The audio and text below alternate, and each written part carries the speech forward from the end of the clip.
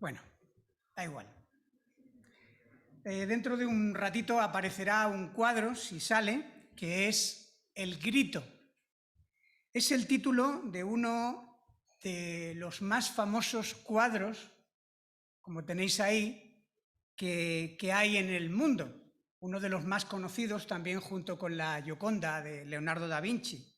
Este cuadro es del pintor noruego Edvard Munch y es un icono cultural del movimiento impresionista o expresionista.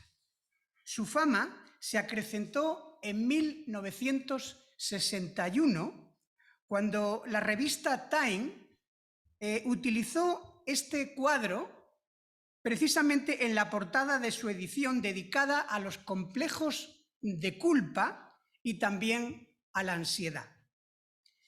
La fuente de inspiración para El grito podría encontrarse quizás en la atormentada vida del artista. Un hombre educado con un padre muy severo y rígido que siendo niño vio morir a su madre y a una hermana de tuberculosis. Unos años más tarde, Laura, su hermana favorita, le diagnosticaron un trastorno bipolar y tuvo que ser internada en un psiquiátrico.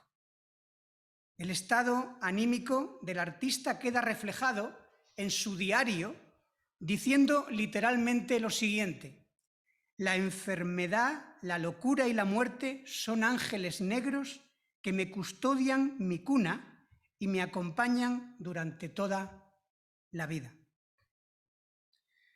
Cuando eso le llevó a pintar este cuadro del grito, que hizo 40 copias de este cuadro con pequeñas diferencias, y cuando él explicó por qué lo hizo este cuadro, dijo lo siguiente que aparece aquí: paseaba por un sendero con dos amigos, el sol se puso, de repente el cielo se tiñó de rojo, rojo sangre, me detuve y me apoyé en una valla muerto de cansancio. Sangre y lenguas de fuego acechaban sobre el azul oscuro del fiordo y de la ciudad.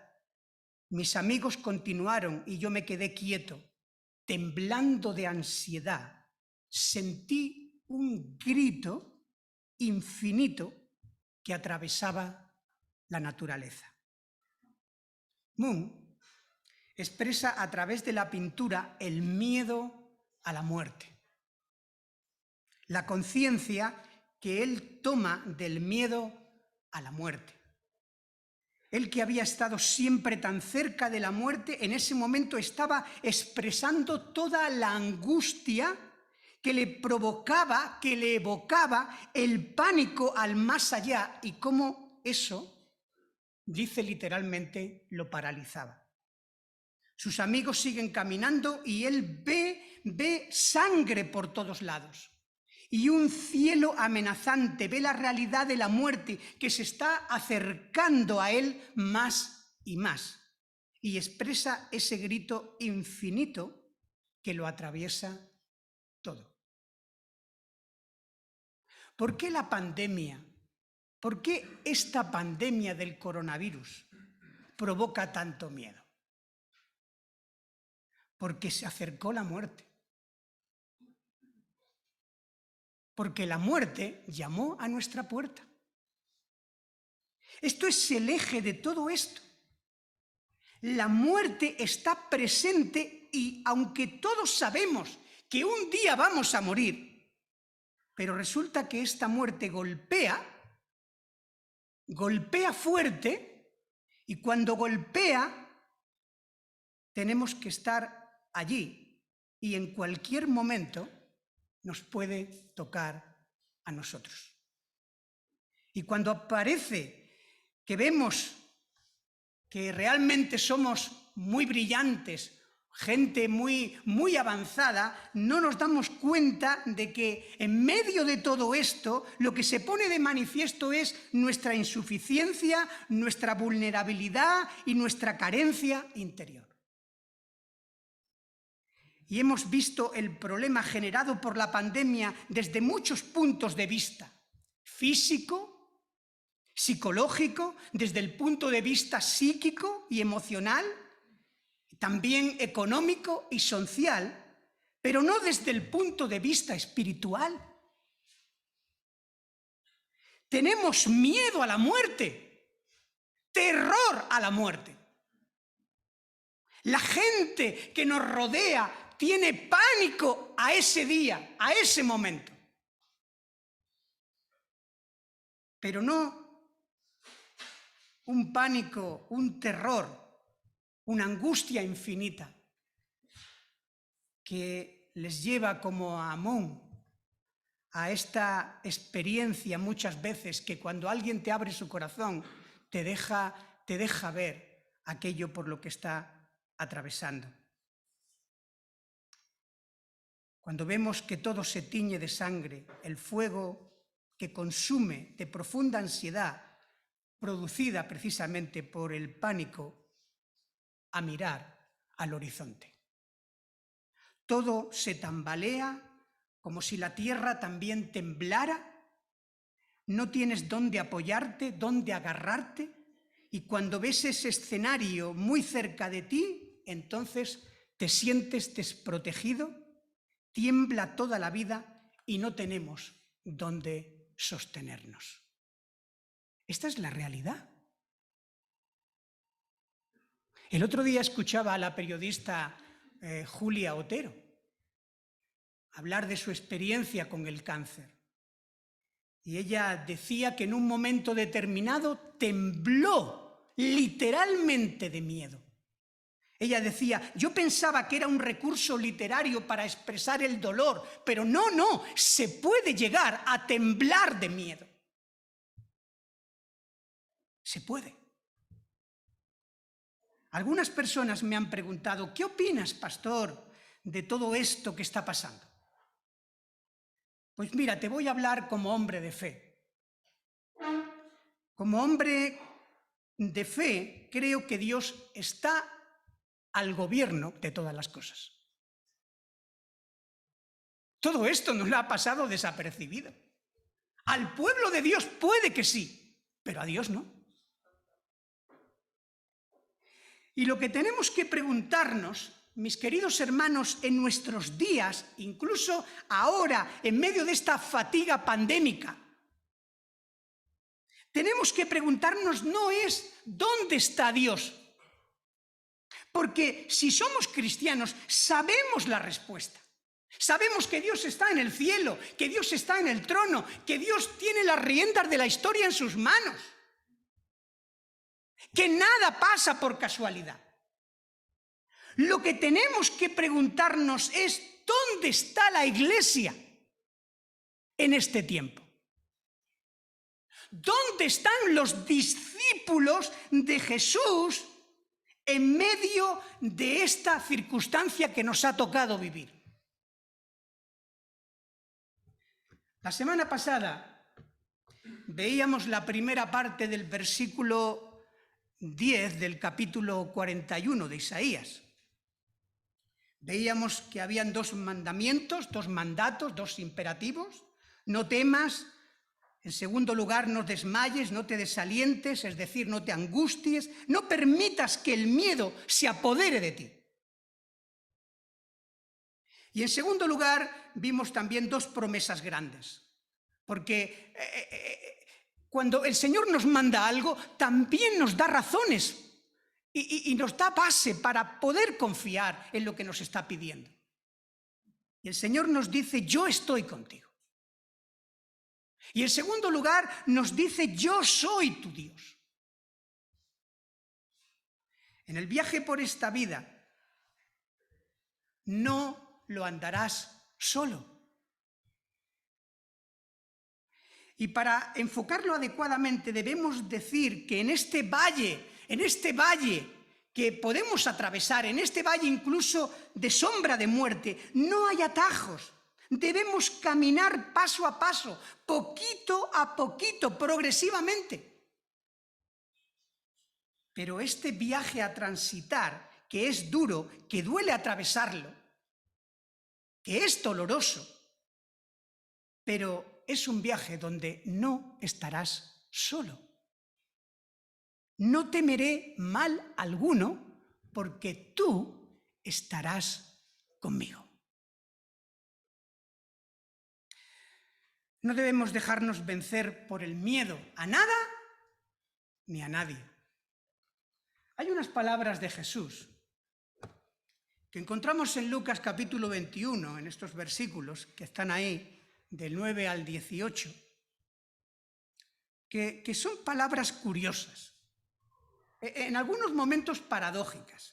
Vamos a leer este texto, porque no tiene desperdicio. Mirad, versículo 9. Y cuando oigáis de guerras y de sediciones, no os alarméis, porque es necesario que estas cosas acontezcan primero. Pero el fin no será inmediatamente. Entonces les dijo, se levantará nación contra nación, reino contra reino, y habrá grandes terremotos, y en diferentes lugares habrá hambre y pestilencia, y habrá temor, terror, grandes señales del cielo. Pero antes de todas estas cosas, os echarán mano, y os perseguirán, y os entregarán en las sinagogas y en las cárceles, y seréis llevados ante reyes y ante gobernantes por causa de mi nombre. Y esto será ocasión para dar testimonio. Proponed en vuestros corazones no pensar antes cómo habéis de responder en vuestra defensa, porque yo os daré la palabra y sabiduría, la cual no podrán resistir ni contradecir todos los que se opongan. Mas seréis entregados, aún por vuestros padres y hermanos, parientes y amigos, y matarán a algunos de vosotros. Y seréis aborrecidos de todos por causa de mi nombre. Vaya panorama, ¿eh?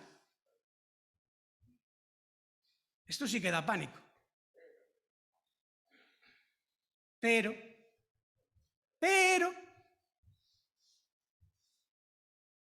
ni un cabello de vuestra cabeza perecerá.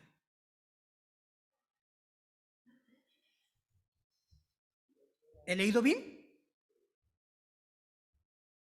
¿Cómo se entiende esta aparente contradicción? Porque algunos vamos a pasarlo muy mal, hasta el punto de que algunos serán muertos por causa del Evangelio. Es la fe, esa firme convicción de que estamos en las manos de Dios y que ni un solo cabello de nuestra cabeza va a desaparecer sin su consentimiento. Dios está al control. La convicción profunda de que Dios está con nosotros, acompañándonos en toda circunstancia y situación, por dura que ésta sea, por injusta, por brutal que sea. Este acompañamiento es más que un concepto, es más que una frase doctrinal, es la realidad de Dios mismo que se ha acercado a nosotros, que nos acompaña de una manera especial, eficaz, creativa, sobrenatural y además útil, llevándonos en sus brazos eternos en medio de esa circunstancia. Si no vives la realidad de Jesús, no puedes comprender esto. Si no experimentas esa comunión, esa relación personal como algo que te provee cobijo, calor y compañía, algo falla. Algo falla en tu vida, hermano. La realidad cierta de que Él está con nosotros, que se ha querido identificar y caminar a nuestro lado, por duros que sean los tiempos, en medio de nuestra debilidad, de nuestra naturaleza caída, en medio de las tormentas, en medio de las tempestades, pero que Él está a nuestro lado. No temas. Yo estoy contigo, no temas, yo soy tu Dios. ¿Y cómo lo hace? Porque aquí encontramos 3 promesas más en este versículo. 10. Encontramos 3 promesas que aparecen en la segunda parte del versículo. Para no tener miedo, para no desmayar, para no angustiarse cuando atravesamos por momentos difíciles, tienes que recordar, en primer lugar, que Dios te dice, te fortaleceré. En segundo lugar, te ayudaré. Y en tercer lugar, te sostendré. Te sustentaré con la diestra de mi justicia, con la diestra victoriosa. Dios es victorioso. Somos más que vencedores por medio de aquel que nos amó. ¿Con qué palabras más tiernas le habla Dios a su pueblo? A un pueblo rebelde, a un pueblo indiferente como era el pueblo del tiempo de Isaías, a un pueblo que incluso le amenazaba un cautiverio por culpa de su estilo de vida. Tú eres débil, pero yo te fortaleceré, te ayudaré y te sostendré. Mira el versículo 14, qué interesante, ¿no? Hay algún himno por ahí que dice eso, que somos gusanos, ¿verdad? A alguna gente no le gusta eso, pero es Dios quien lo dice. No temas, gusano de Jacob. Tú eres poca cosa, eso es lo que está intentando decir. ¿Qué eres tú? ¿Qué soy yo? Pero somos mucho cuando estamos en la presencia del Señor. Cuando estamos en Dios. Cuando somos fortalecidos por Él. Es Dios quien nos da, fijaros lo que dice, siempre, siempre, repite, siempre, siempre, te fortaleceré, te ayudaré, te sostendré. Te daré las fuerzas, te daré la ayuda, te daré el sostén que necesitas en cada circunstancia, en cada momento. Es Dios quien renueva nuestras fuerzas físicas, psíquicas, emocionales y espirituales, como decíamos la semana pasada.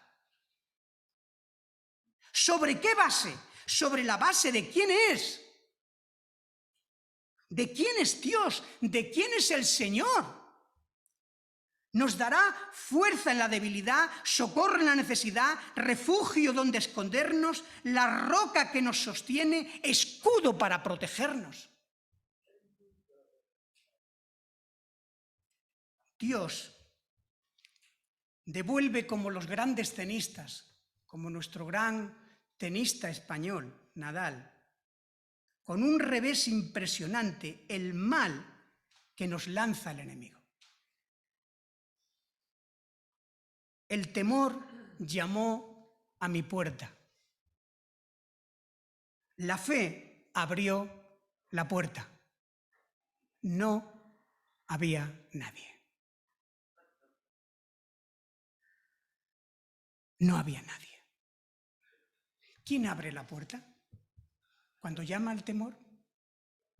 Cuando llama el temor a tu vida, a la vida de la iglesia, ¿quién abre la puerta?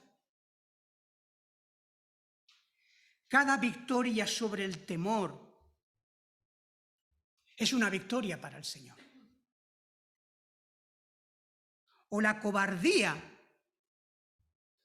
también es una victoria para el pecado y para Satanás.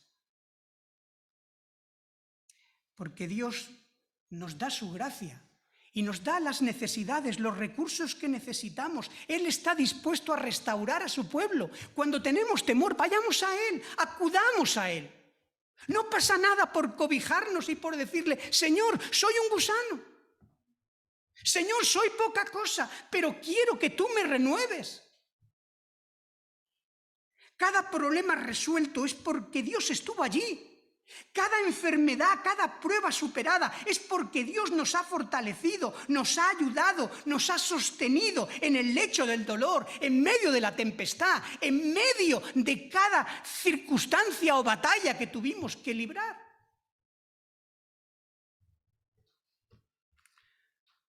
Es tremendo este versículo, ¿no? Yo, el Señor, soy tu Dios, que te sostiene, vuelve a decirnos otra vez, te sostiene de tu mano derecha y te dice, no temas, no temas. ¿Por qué? Porque yo te ayudo. Sé tener y sé no tener, sé tener abundancia y sé tener escasez, en todo y por todo estoy saciado y contentado. ¿Por qué? Porque en Cristo puedo ser fortalecido. Todo lo puedo en Cristo que me fortalece. Puedo más que todas las cosas. Ahora, entramos en una parte que me gustaría que pudiésemos reflexionar. ¿Qué debo hacer para apropiarme de estas 5 promesas?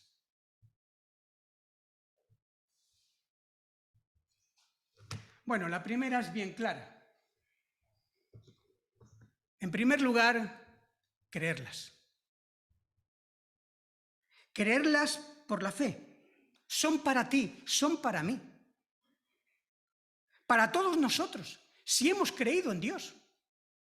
Las promesas que se aplicaron a Israel se pueden aplicar a nosotros y hemos visto en muchos momentos cierto paralelismo en esto, cuando en el Nuevo Testamento se cogen textos del Antiguo Testamento y se aplican para la Iglesia.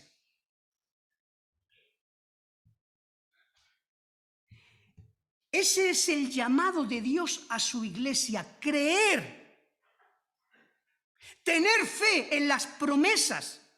No en las promesas vacías del mundo, no en las promesas vacías e insustanciales de los hombres, sino las promesas eternas de Dios. Yo te prometo. ¿Has visto esto en las películas? Yo digo, pero aún siguen haciéndolo y lo siguen haciendo. Están allí en medio de una guerra casi nuclear. Y está diciéndole el padre al niño, claro, porque se van a librar porque son los protagonistas. Le está diciendo allí, yo te prometo que vamos a salir de esta. Vaya. Yo te prometo. El que nos dice, yo te prometo fortaleza, ayuda y sostén, es el que puede cumplir estas promesas. El que tiene en su mano el poder para cumplirlas. Estas promesas te pertenecen si tú perteneces a Cristo. No te dejes engañar por el pecado de la incredulidad o la desobediencia. Que el miedo no te paralice, que no se apodere de ti. Confía en Dios, no seas presa del pánico, obedece en fe y por la fe el mensaje divino que encontramos aquí en Isaías. Podemos ir en cualquier momento a Dios y Él nos fortalecerá, nos ayudará, nos sostendrá. Si eres un hijo o una hija de Dios, nunca caminarás solo. En segundo lugar, no solamente hay que creerlas, sino vivirlas. Y quiero hablarte sinceramente. El Señor nos ha escogido para que seamos sal y luz a las naciones. Sal para que en medio de la corrupción de este mundo, esa sal lo que haga es detener la corrupción. Y luz para que en medio de la oscuridad podamos alumbrar. Esta siempre ha sido, desde que Dios escogió a Abraham, el propósito que ha tenido con el pueblo de Dios. Esto lo dice el mismo Isaías en los versículos 8 y 9 del capítulo 41, pero tú, Israel, siervo mío eres. Tú crees que haces lo que te da la gana, que tú eres independiente, que a ti... No, no, no, tú eres mi siervo, yo te escogí para que tú seas mi siervo. Tú, Jacob, a quien yo escogí, y fíjate en los verbos, escogí descendencia de Abraham, mi amigo, porque te tomé de los confines de la tierra y de las tierras lejanas te llamé y te dije, mi siervo eres tú. Te escogí y no te deseché. Yo te prometo fortaleza, ayuda y sostén. No para vivir una vida plácida y confortable. Ojo al dato. Sino que te tomé, te escogí y te llamé para que seas mi siervo. Y seas luz en la oscuridad de este mundo.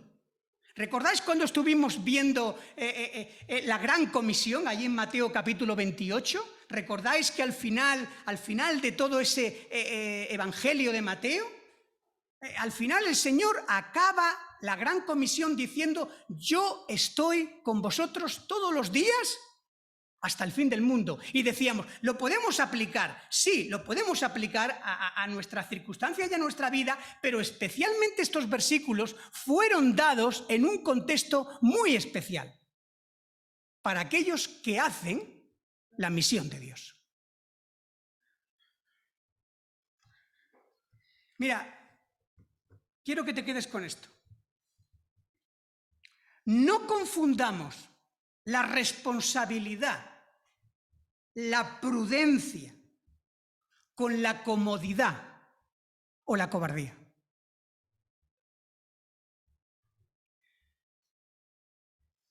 Como pastor, como consejo de ancianos, como gobierno de esta iglesia, estamos preocupados por la salud. No somos inconscientes, no somos insensatos. Hoy no hemos tenido mesa del Señor porque no queríamos quitarnos la mascarilla. Hemos aplazado el retiro que teníamos de iglesia de primeros de marzo como sabéis, a septiembre, a la tercera semana de septiembre.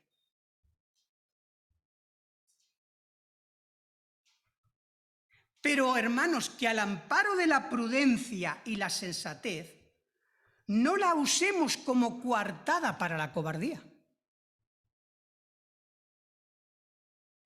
Los cobardes tendrán su parte en el lago de fuego. Apocalipsis capítulo 21, versículo 8. Junto con los incrédulos, con los inmorales y con los idólatras. Los cobardes. Dios no nos ha dado un espíritu de cobardía, sino de poder, de amor y de dominio propio. Si no somos responsables con nuestro llamado individual y con nuestro llamado colectivo como iglesia, si nos conformamos con un cristianismo fofo, superficial, dominguero, intelectual, cuando todo esto escampe, nos habrá llevado la corriente. Muchas iglesias, o mejor dicho, algunas iglesias, para no exagerar, algunas iglesias que se fundamentaban en otras cosas que no era la palabra de Dios y que eran más bien eventos, están pagando las consecuencias.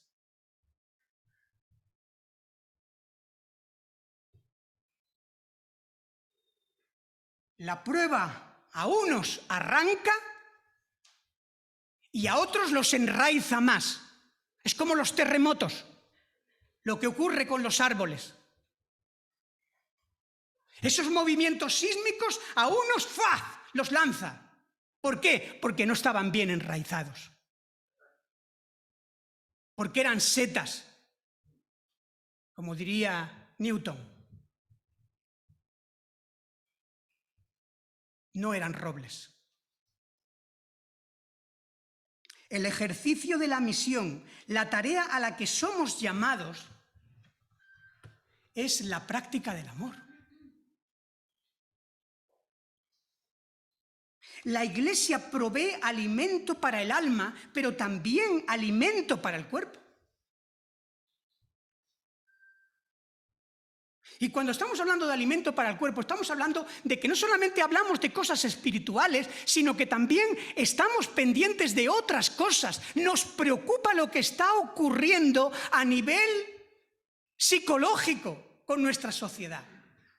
A mí me duele que cada 4 horas una persona en España se suicide y que gran parte de esos suicidios, que ocurren 10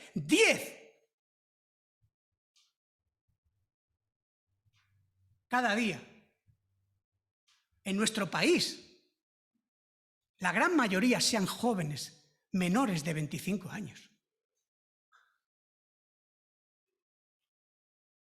Y queridos hermanos, esta práctica del amor ha sido una práctica normal en la Iglesia fiel en estos 2000 años. Ya sé que se han cometido errores y abusos por parte de algunos o por parte de algunas iglesias en algunas épocas. Y además la sociedad se ha encargado de amplificarlas y de que de alguna manera todo esto se propague porque esto vende. Ya lo decíamos la semana pasada. Pero el testimonio de muchos historiadores es claro y contundente. Dejadme poneros 3 ejemplos. Siglo II, después de Cristo. La Iglesia era muy débil, como sabéis, muy débil, muy escasa en recursos propios, pero también tuvo que vivir una peste en el II siglo, que posiblemente quitó la vida, dicen los historiadores, a 1/4 de los habitantes del Imperio Romano. Hacer cuentas, 1/4. Esta catástrofe hizo que los habitantes del imperio cayeran también en terror, pero hizo que el cristianismo se propagara.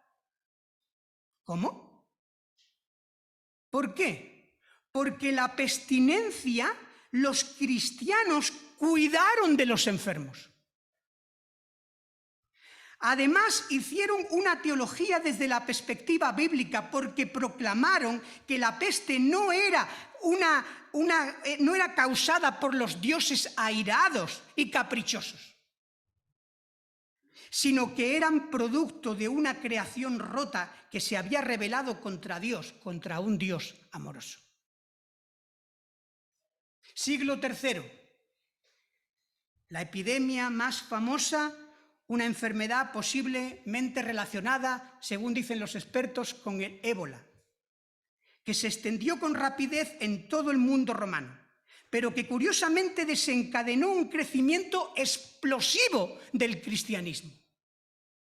Un ejemplo es uno de los sermones de un pastor que decía a sus feligreses que no se lamentaran de ser víctimas de esta plaga, sino que redoblaran sus esfuerzos por cuidar de los vivos. Y los historiadores describen cómo los cristianos ignoraron el peligro y se encargaron de los enfermos y cubrieron las necesidades que veían a su alrededor. A mí todo esto me hace pensar, yo no sé si a ti, pero a mí me hace pensar que muchas veces nuestro cristianismo se basa ¿en qué? En lléname a mí, Señor, ¿pero para qué? ¿Para llenar a otros?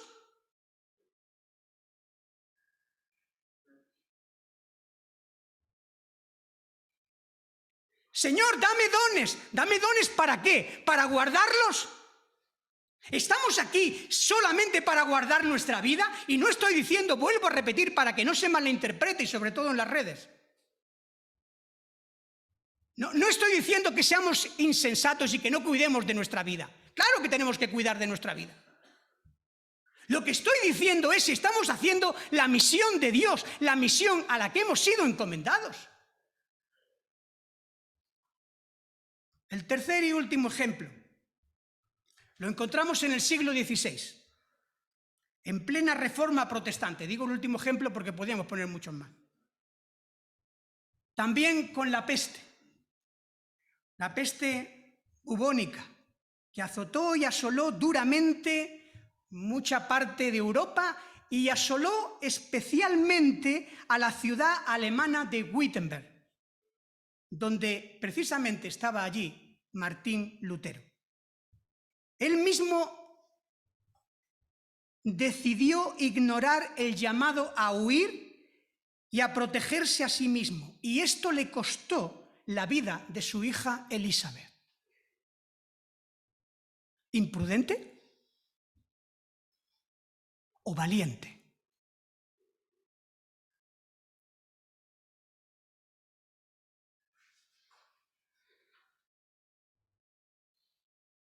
Yo prefiero quemarme antes que oxidarme.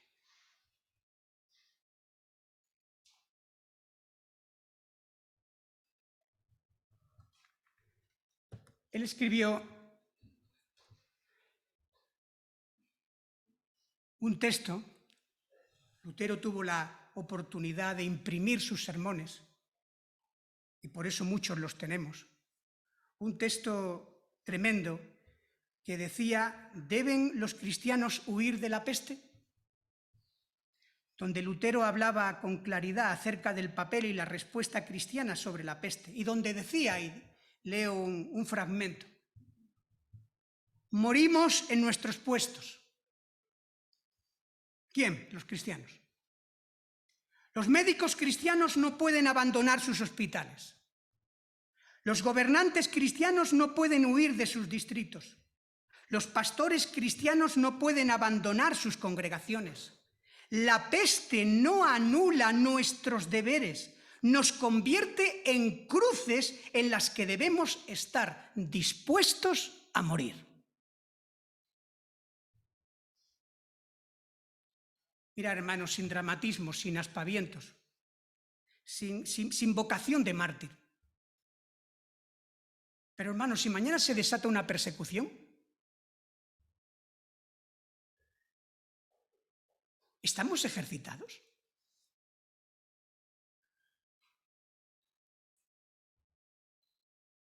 Hay gente que muere por sus ideas políticas en este momento. Hay gente que muere por muchas cosas que simplemente se van a quedar aquí, que dan su vida por tener más, por acumular más, por tener más prestigio. Pero nosotros, ¿estamos dispuestos a dar la vida si fuese necesario por la causa del Evangelio?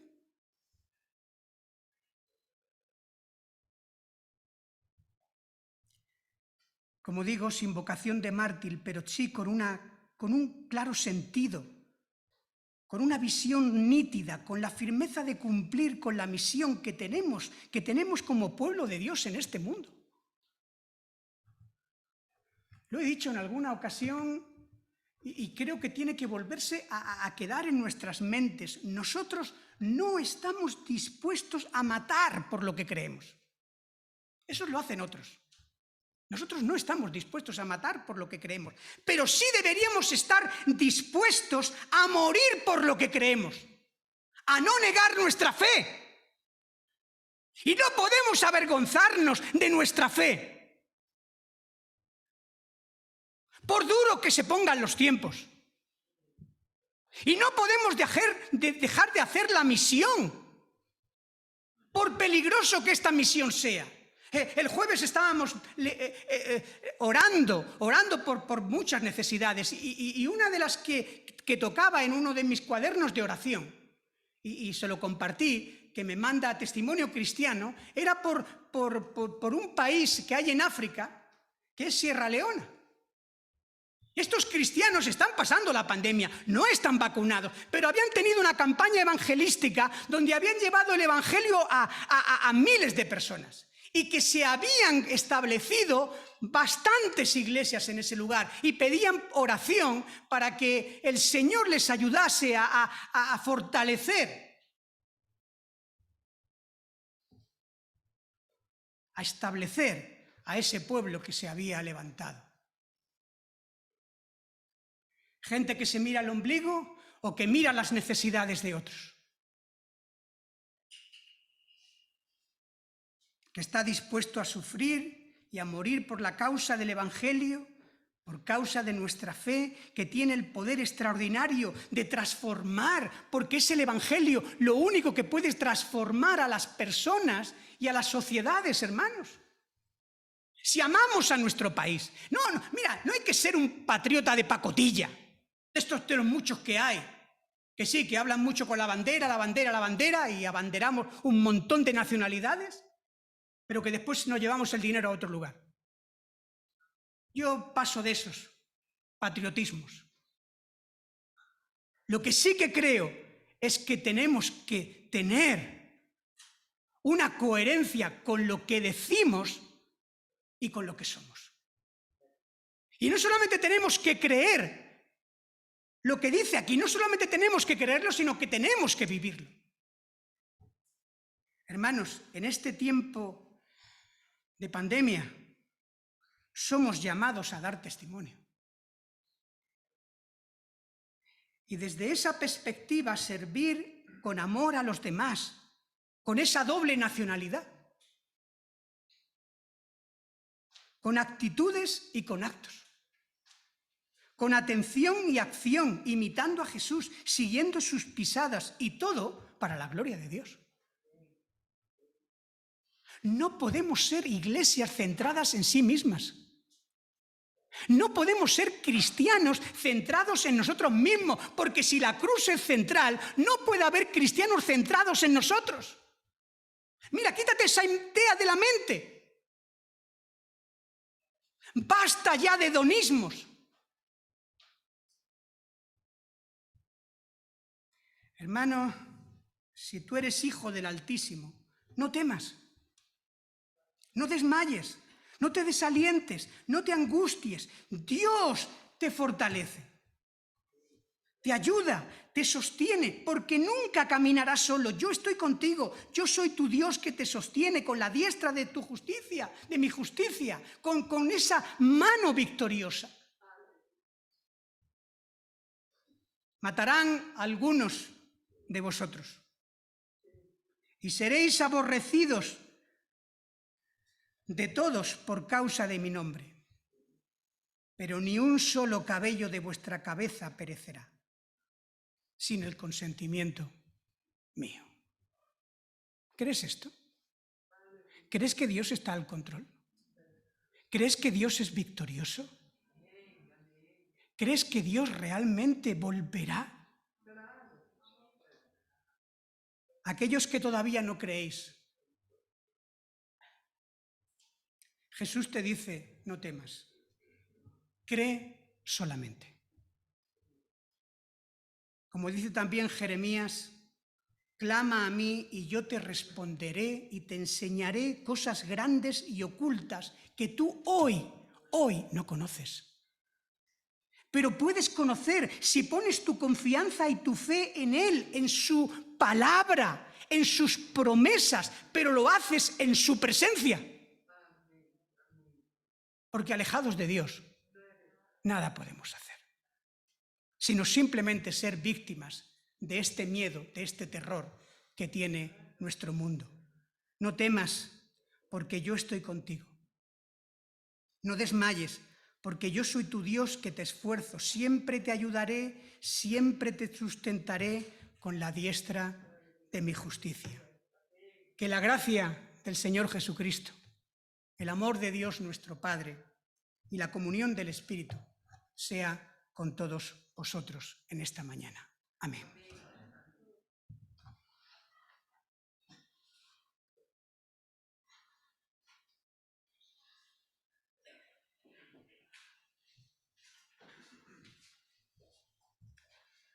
Pues amén. Muchas gracias, Evelio, y también, sobre todo, pues Muchas gracias a Dios por su palabra y por su cuidado tan grande que podemos ver. Ahora vamos a